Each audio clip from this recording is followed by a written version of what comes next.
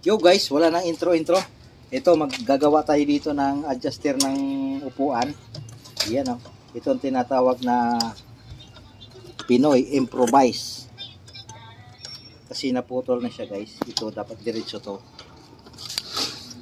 Kasi kailangan mahigpit to para pag ginano mo, mag-open siya, ma-atras siya doon.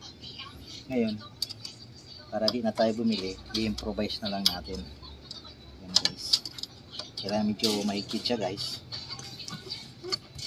May kunting pirsa para mahatak siya.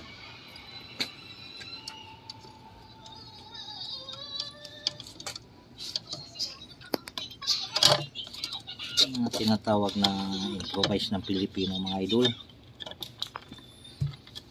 Tutulak natin para mahigpit siya.